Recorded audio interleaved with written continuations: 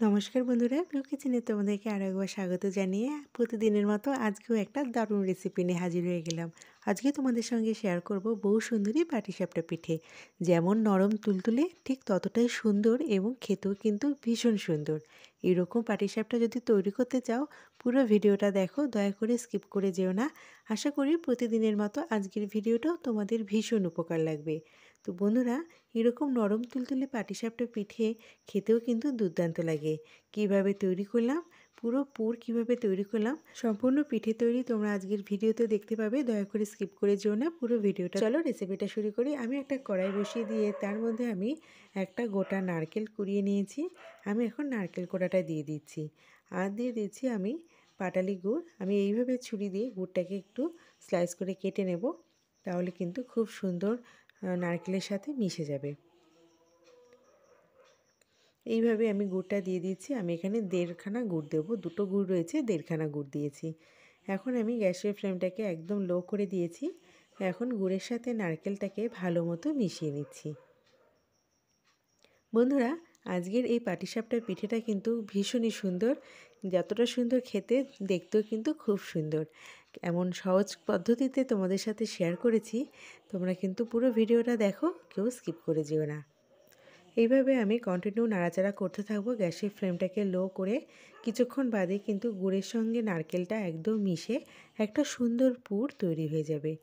বন্ধুরা, ইনস্টাগ্রামেও আমি পিউ কিচেন নামে একটা পেজ খুলেছি এবং সেখানে আমি এরকম নিত্য নতুন রেসিপি আপলোড করব। ওখানে তোমরা যদি রেসিপি ফলো করো অবশ্যই আমার পেজটি ফলো করো।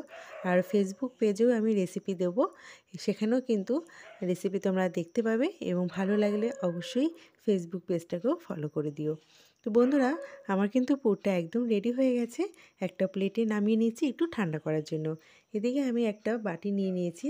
আমি এখানে 1 বাটি ময়দা নিয়েছি আর 1 বাটি চালের গুঁড়ো নিয়েছি, আর নিয়েছি এই বাটির হাফ বাটি মতো চিনির গুঁড়ো। চিনিটা গুঁড়ো করে নিলে কিন্তু খুব ভালো হয় এবং খুব তাড়াতাড়ি মিশে যাবে। ভালো মতো সমস্ত উপকরণগুলো মেশানো হয়ে গেছে। আমি একটা গ্লাসের মধ্যে দুধ নিয়েছি। এখানে আমি প্রায় 250 ml মতো দুধ নিয়েছি। যদি পরে দুধটা লাগে আমি আরও কিছু দুধ অ্যাড করে নেব। দুধ দিয়ে কিন্তু এই ব্যাটারটা আমি তৈরি করব। এই পাটিসাপটা পিঠের ব্যাটার তৈরিটা একটা ভীষণ ইম্পর্টেন্ট পার্ট। ব্যাটারটা যত সুন্দর তৈরি হবে, বহু সুন্দরী পাটিসাপটা পিঠেটাও কিন্তু ঠিক ততটা সুন্দরই তৈরি হবে। তো বন্ধুরা, আমি আরও একবার বলে দিচ্ছি, আমি 1 বাটি চালের গুঁড়ো নিয়েছি আর 1 বাটি নিয়েছি আমি ময়দা, হাফ বাটি নিয়েছি চিনি। তোমরা যে মেজারমেন্ট কাপ অথবা বাটি তোমরা ব্যবহার করবে, সেই বাটির 1 বাটি ময়দা, 1 বাটি চালের গুঁড়ো নেবে, আর ঠিক সেই বাটি বা কাপেরই হাফ বাটি নেবে চিনি। যদি মিষ্টি তোমরা বেশি পছন্দ করো, মিষ্টির পরিমাণটা কম বেশি করে নিও। দেখো ব্যাটারের থিকনেসটা তোমাদেরকে দেখিয়ে দিচ্ছি কতটা স্মুথ হয়েছে। আর সবসময় চিনি গুঁড়ো করে দেওয়ার চেষ্টা করবে, খুব সুন্দরভাবে মিশে যায়। আমি তোমাদের একবার দেখিয়ে দিচ্ছি কতটা থিকনেসে ব্যাটারটা তৈরি হয়েছে। আশা করি তোমাদের আর বুঝতে কোথাও অসুবিধে নেই। আমি এখন একটা বাটি নিয়ে নিয়েছি, এখান থেকে কিছুটা পরিমাণে ব্যাটার আমি আলাদা মতো তুলে নিচ্ছি। তোমরা যদি চাও এখানে ফুড কালার ব্যবহার করতে পারো, না চাইলে তোমরা সামান্য হলুদ গুঁড়ো এখানে ব্যবহার করতে পারো।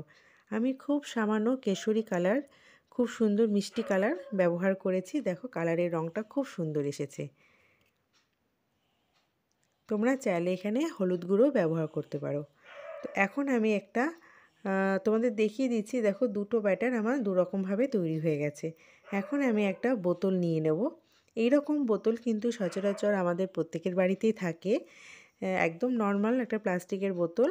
এই রকম বোতলে এটা করতেও সুবিধা হবে। আমি বোতলের মুখটা কিন্তু একটু ছিদ্র করে নিয়েছি, একটু ফুটো করে নিয়েছি। এখন আমি এই যে কালারিং যে ব্যাটারটা তৈরি করেছি সেটা বোতলে ঢেলে দিচ্ছি। তোমরা দেখতে পাচ্ছ, খুব সাবধানে কাজটা করতে হবে যাতে বাইরে না পড়ে, তাহলে কিন্তু জিনিসটা অনেকটা নষ্ট হয়ে যাবে। আমার দেখো পুরোটা তৈরি করা ঢোকানো হয়ে গেছে বোতলের মধ্যে, এবং বাটিটা ধুয়ে সামান্য একটু পরিমাণে জল দিয়ে দিয়েছি। এই ব্যাটারটা কিন্তু ওটার তুলনায় সামান্য একটু পাতলা হয়েছে। তো ঠিক আছে, কোনো অসুবিধা হবে না। আমি কিভাবে প্রসেসটা করছি তোমরা একটু দেখে নাও। আমি প্রথমে একটা ফ্রাইং প্যানের মধ্যে অয়েল ব্রাশ করে নিয়ে ওই ব্যাটারটা এরকম জিলিপি প্যাচ করে আমি দিয়েছি।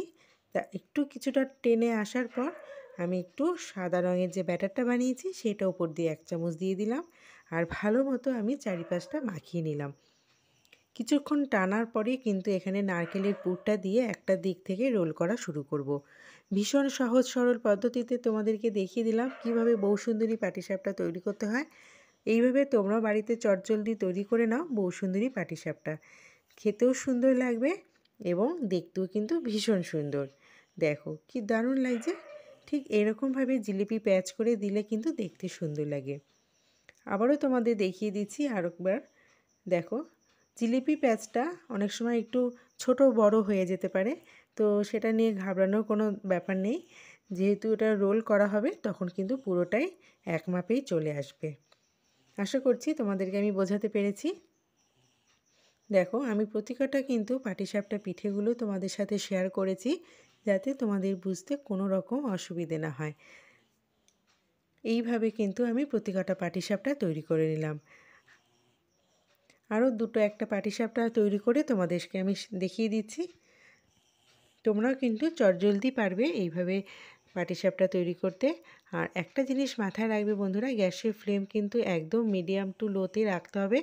মাঝের মধ্যে লোতে দিয়ে দিতে হবে। যদি মনে হয় প্যানটা ঠান্ডা হয়ে গেছে তখন কিন্তু আরও একবার মিডিয়াম দিয়ে ফ্রাইং প্যানটা একটু গরম করে নিতে হবে। কিন্তু হাইতে দিয়ে কখনোই পিঠে তৈরি করবে না, তাহলে কিন্তু কালো হয়ে একটা স্পট পড়ে যাবে এবং বউসুন্দরী পাটিসাপটা পিঠে কিন্তু কালো স্পট একদমই মানাবে না। এইভাবেই আমি প্রতিটা পিঠে তৈরি করে নিলাম। কতটা সুন্দর লাগছে দেখতে এবং খেতেও কিন্তু দুর্দান্ত স্বাদ। আজকে এই রেসিপিটা কেমন লাগলো বন্ধুরা? পুরো ভিডিও দেখার পর যদি ভালো লাগে অবশ্যই একটি লাইক করে দিও, কমেন্টস করে জানিও, বেশি বেশি করে শেয়ার করে চ্যানেলটি সাবস্ক্রাইব করে দিও। পাশে থাকা বেল আইকনটি প্রেস করে রেখো যাতে এরকম নতুন ভিডিও আপলোড করা মাত্রই সবার আগে তোমাদের কাছে পৌঁছে যেতে পারে। আর ইনস্টাগ্রাম থেকে আমার রেসিপি যদি ফলো করো অবশ্যই পেজটি ফলো করে দিও। আর ফেসবুক পেজ থেকে যদি রেসিপিটা দেখো ফেসবুক পেজটাও অবশ্যই ফলো করে দিও। আমার এতক্ষণ সঙ্গে থাকার জন্য বন্ধুরা তোমাদের অসংখ্য ধন্যবাদ জানিয়ে আজকে রেসিপিটা এখানে শেষ করছি। ভালো থেকো, সুস্থ থেকো, দেখা হচ্ছে পরবর্তী রেসিপিতে। টাটা।